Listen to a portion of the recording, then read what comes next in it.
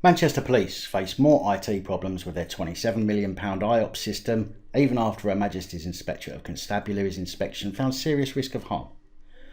Conservative MP Charlie Elphic is in Southwark Crown Court accused of an intimate assault. Police drop investigation into care home abuse because the victim has died, saying no evidence to support a prosecution, even though video of mental abuse exists. Labour MP Eric Joyce could face jail, although based on how these officials are normally dealt with, it's unlikely, even though an indecent Category A video was found on one of his devices. This and more coming up. Don't forget, these reports are daily, Monday to Friday. Please remember to subscribe and hit that bell so you don't miss any future uploads.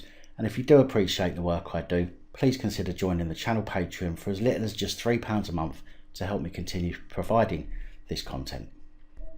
Hello ladies, gentlemen, boys and girls, innies, outies, and of course in-betweeners. My name's Dan. Welcome back to another PAP Reports. It's Tuesday, July the 7th, 2020. Both Durham Constabulary and the Metropolitan Police have been asked to reopen investigations into Dominic Cummings and his apparent breach of COVID regulations. Now, before I get jumped on, I know people have a divided opinion on this matter, but I'm here to give you the information. To make it clear, I still think that he did have other options other than driving himself. His wife and child were together, so someone else could have driven them without the child getting upset. And since my initial report on this and finding out that GlaxoSmithKline are located at Durham Castle where he visited too, which to me is a little more than a coincidence, my opinion on the matter stands. However, that does not mean I don't respect your opinions, so please don't forget to leave them in the comments.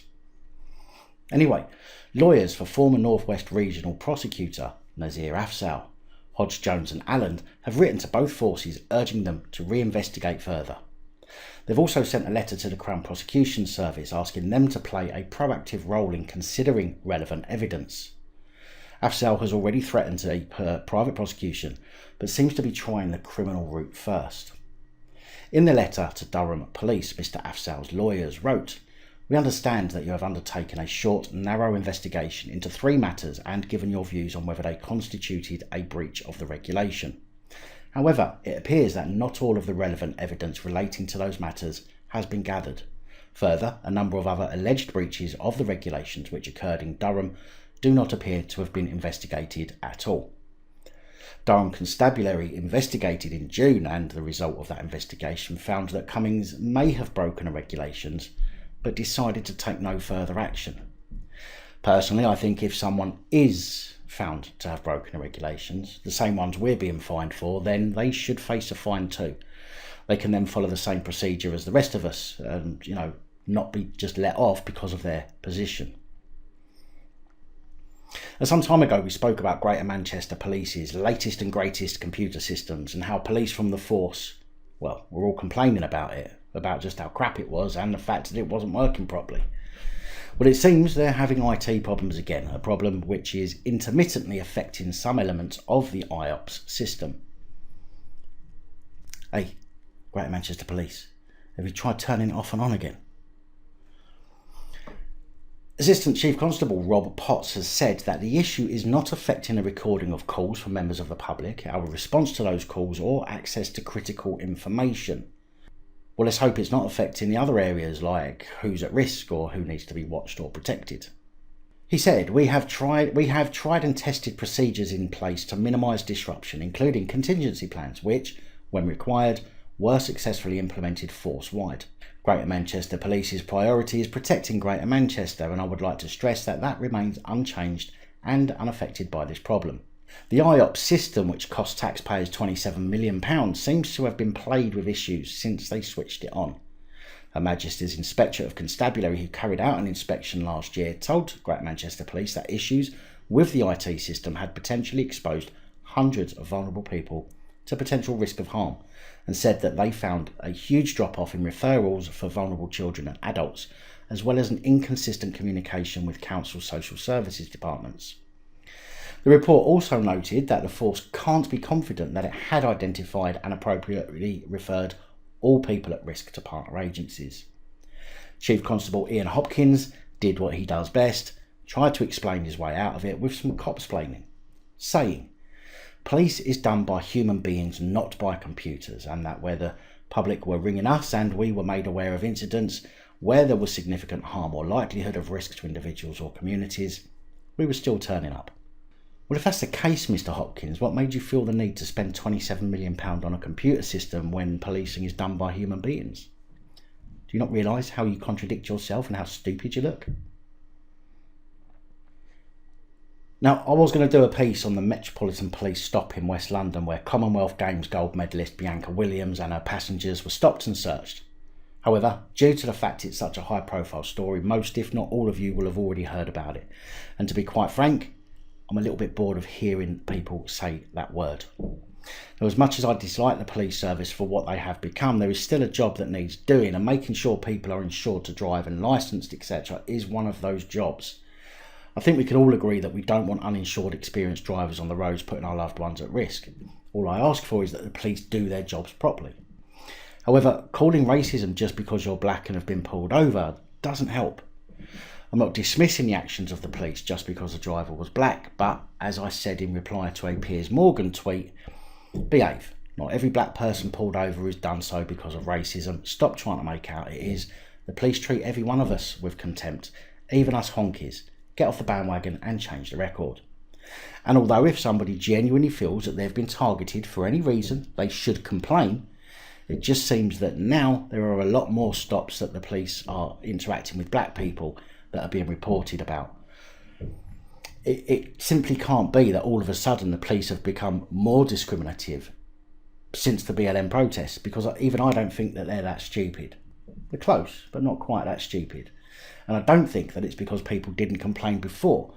So in the words of Sherlock Holmes, when you've eliminated the impossible, whatever remains, however improbable, must be the truth. Yeah, all right, I know that doesn't quite exactly fit, but I think you know where I'm going with that. So for clarification, yes, there are people being discriminated against, but I do feel that a lot of people have now jumped on the bandwagon and are simply crying racism when there may not necessarily be any. The same reason, in my view, why so many people in the black communities in London feel that it's appropriate to have mass parties and then start attacking the police, because they feel that they can get away with it, and ultimately it's going to end very badly for the BLM movement here in the UK. Kent Police are being investigated by the IOPC after 17-year-old Millie Greenway died and 3 other passengers aged 17, 18 and 19 were seriously injured after their car collided with a garden tree on Saturday night. Kent Police made a mandatory referral to the Independent Office of Police Conduct following the incident due to a police vehicle being in close proximity at the time of the collision, although it doesn't say if the vehicle was in pursuit of the Suzuki Swift that the teenagers crashed in. The IOPC, however, have said, "We have begun an independent investigation into the actions of the police prior to a road traffic incident in Kent, in which sadly a young woman has died. We were notified by Kent Police that at around 8:20 on Saturday the 4th of July in Mundy Boys Road, Egerton near Pluckley, police on patrol in a marked vehicle saw a vehicle containing 6 people that then headed off at speed. The police vehicle turned around to follow the vehicle and found it had crashed. Officers called the ambulance service and gave medical assistance at the scene." But that again doesn't mean that the police hadn't stuck its blues and twos on to follow the vehicle, which could have spooked the kids into trying to race off. Although I'm not saying that's what happened, it's just a possibility. But that possibility may be backed up by another report. As in another report, it says that the IOPC said its investigators attended the scene and are now trying to establish whether or not the police were actively pursuing the vehicle. A 19-year-old man from Ashford and a 17-year-old girl from Maidstone have both been arrested on suspicion of driving offences. Staying in Kent now, and former Conservative MP for Dover, 49-year-old Charlie Elphic, has been accused of a naughty assault after he manhandled a woman in his home before allegedly chanting, "I'm a naughty Tory." The trial being heard at Southwark Crown Court is over 2 alleged assaults, one in 2007 and 2 further accounts against another woman in 2016, with prosecutors suggesting striking similarities between both events. Prosecutor Eloise Marshall QC said the woman accusing Mr Elphick came forward to police following the publication in 2017 of a list of names of MPs alleged to have acted inappropriately. The incident in 2007 began after the woman was invited to Elphick's home for a drink, Once there, Elphic started asking about naughty preferences and whether she liked leather, telling her that he liked whips and being tied up, paddled, etc. Ms. Marshall said the woman was told to come towards Mr. Elphic so he could top up her wine glass before assaulting her on the sofa, reaching into her top to grope her puppies and trying to kiss her. She said he was chanting in a sing-song way, "I'm a naughty Tory, I'm a naughty Tory," as though it was in a school playground, whilst chasing her around the home, trying to smack her behind. The second alleged victim, a parliamentary worker, described how Mr. Elphic allegedly assaulted her in Westminster. The woman said he fully came at me, pulled his body towards me. He had his face on her face, he had his mouth open, continually trying to kiss me. It was like a disgusting, slobbery mess. The prosecutor said the woman clearly rejected Mr. Elphic and told him he was married and that there was a huge age gap. The prosecutor told the court the former MP allegedly grabbed her hand and tried to kiss her again, adding that the alleged victim knew she had to get out of there.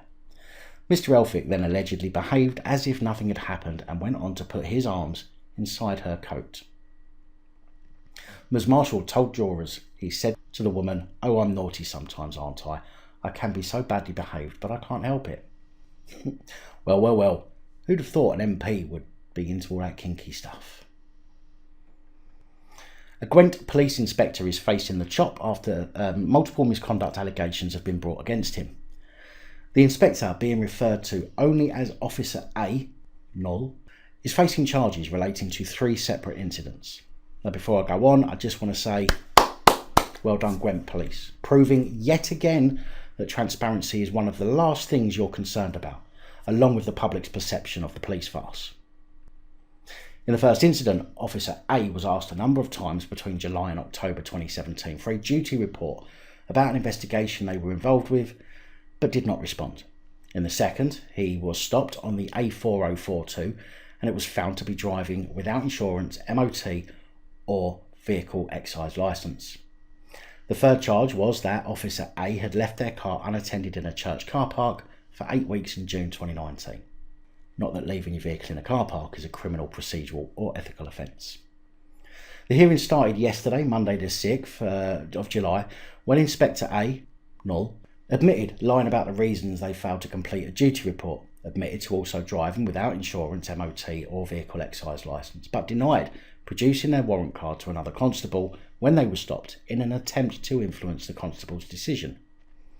Officer A also admitted abandoning their vehicle in a church car park for around 8 weeks without consent, without leaving contact details, apparently causing an obstruction and inconvenience to legitimate users of the car park. Although again, I don't see how that's a matter for a misconduct hearing. Elsa Williamson, representing Officer A, argued that these did not constitute gross misconduct, only misconduct.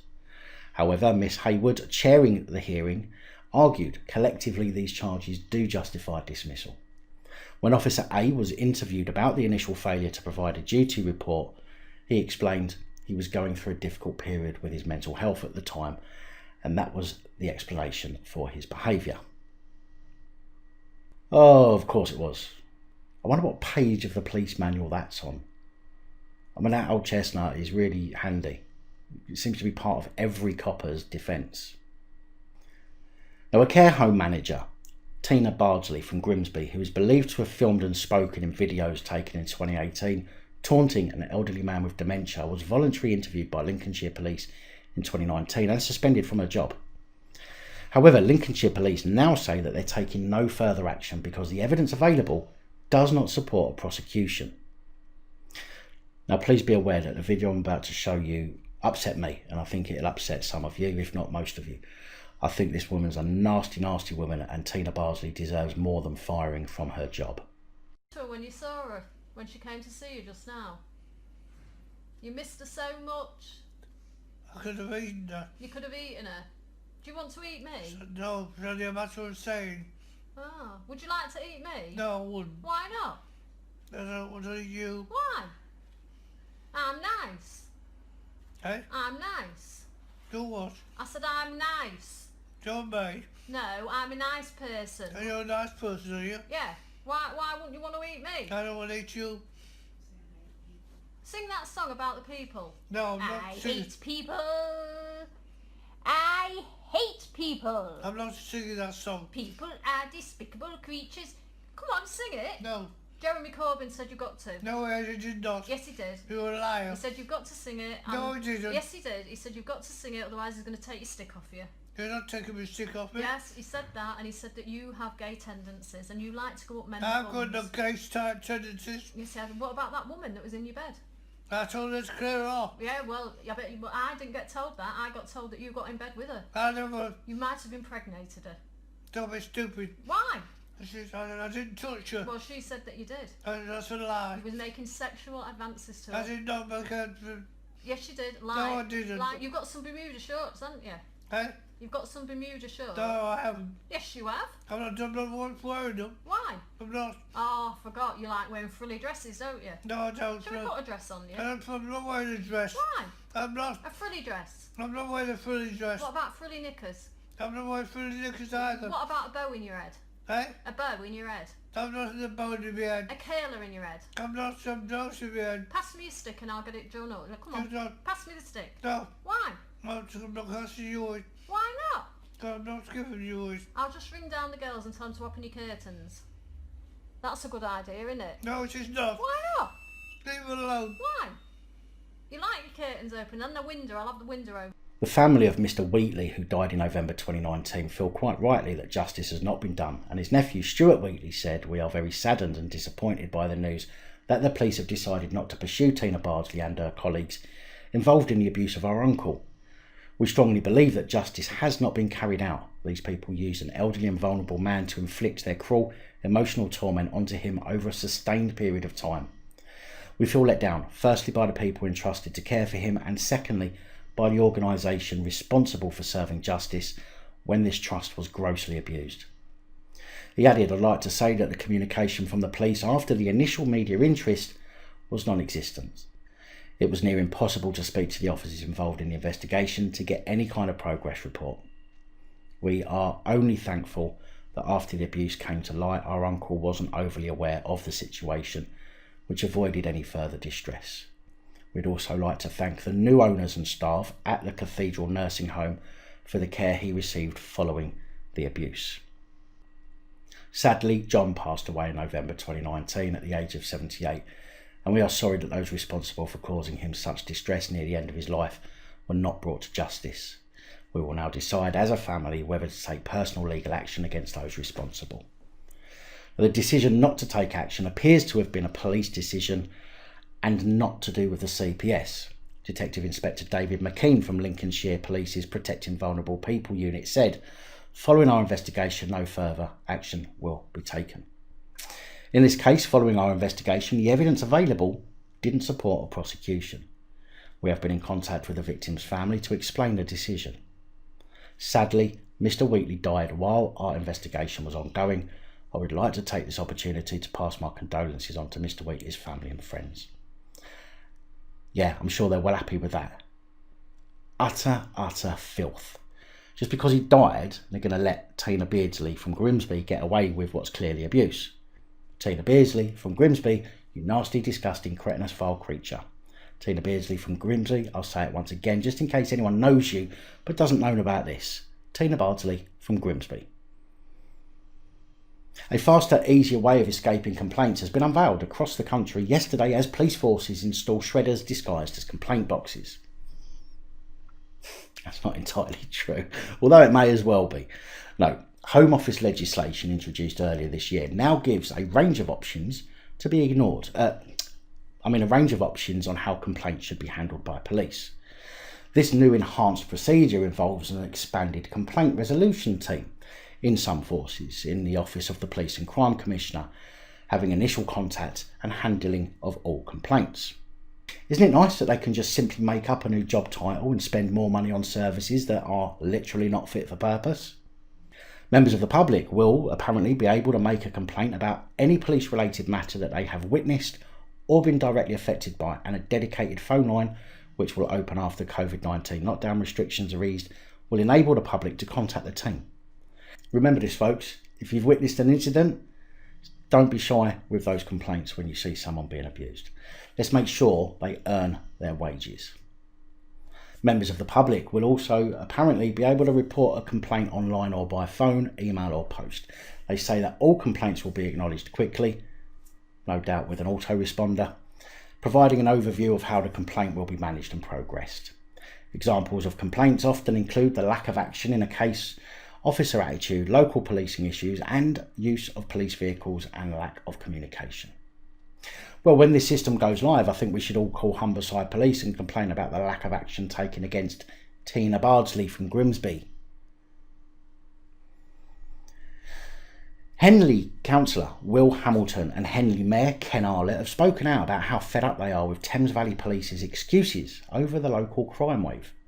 Figures at Henley Town Council meeting revealed that there had been 11 thefts from vehicles, 9 domestic incidents, 8 assaults, 5 thefts, 4 burglaries, 4 cases of criminal damage, 3 bicycle thefts, 2 incidents of drug driving, 2 public order offences, 2 car thefts, 1 drug seizure, a case of shoplifting and a robbery, 3 cases of missing persons, 3 road accidents, 3 child protection incidents and an adult protection case between 18th of May and 15th of June this year.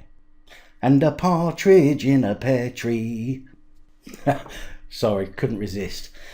Mayor Ken Arlett said, "There's so much petty crime going on in this town and we're not doing anything about it." And I think that's very sad. I'm fed up listening to excuses, not just by the police, but by South Oxfordshire District Council. The excuse is COVID-19 all the time, and I do not believe it is an excuse. There is so much petty crime which it wouldn't take a lot to solve by a couple of police officers out there, and I think they probably know who the villains are. There's a very small minority causing a lot of problems, petty problems, and I think it's about time they did something about that. A lot of this crime could be solved in no time at all if the police really wanted to. I'm fed up of hearing they're too busy. I never hear what they are too busy doing. Deputy Mayor David Eggleton said the police were under pressure and did a good job, adding Henley is policed quite well under the circumstances. Town and Community Manager Helen Barnett said that 2 senior officers couldn't attend the meeting as one was on duty in Abingdon and the other had a day off. She said, "I think they would like to defend the position that Councillor Arlett has put because they are working quite hard to try and solve all the crime." Well, I'm pretty sure that if they were that bothered about defending their position, then the senior officer on his day off could have spared a couple of hours. I'm sure, after all, it's for the good of the community, isn't it? And isn't that what the police do? Nah, I'm only kidding, of course. Have your day off, well deserved. I'm sure the residents of Henley understand. 59-year-old former Shadow Minister and Labour MP for Falkirk, Eric Joyce, has pleaded guilty to making an indecent photograph of a child at a pre-trial hearing at Ipswich Crown Court. The offence was said to have taken place between August 2013 and November 2018, although I can't understand why it's not more specific. Wherever the electronic file was, it would have had metadata with date of creation, date of changes to the file, etc. Or at least they always seem to for Joe Public. And I mean as in you or me, not Joe Public on here. He's got nothing to do with this.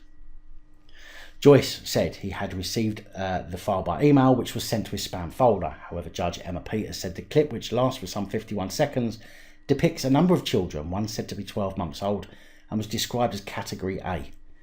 Joyce is to be sentenced on August the 7th after Judge Peters told him of his offence could cross the threshold of a custodial sentence, but probably won't.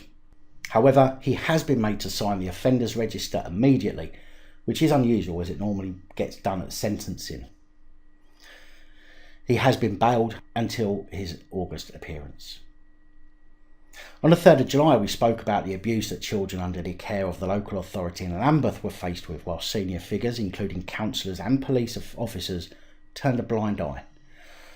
Well, unfortunately, another victim has come forward. As a former resident of Shirley Oaks Children's Home, before it closed its doors in the 80s, it was the largest care home in the country, but is now plagued by the scandal after scores of former residents have come forward to report abuse dating back to 1930s. The ongoing inquiry heard yesterday from a group of victims who say they were abused in the worst way and violently attacked, neglected and starved, and racially abused, with one calling Shirley Oaks a frightening place. One woman who was put into care in a Croydon home in the 1950s said children were beaten as punishments, their heads were flushed down the toilets, and they were forced to eat in silence. As to the worst kind of abuse she suffered, she describes a young boy who forced himself onto her. Her house mother's son, I assume that means the woman in charge of the section of the home, also attempted to assault her. She was then abused by a group of older boys in the grounds of Shirley Oaks. They took her to the boiler room and then to the piggery. Yes, I assumed it meant police station too. One boy would put a sack over her head when he abused her. She estimates that this happened 500 times and said, "I don't know how we weren't seen or why nobody knew this was going on."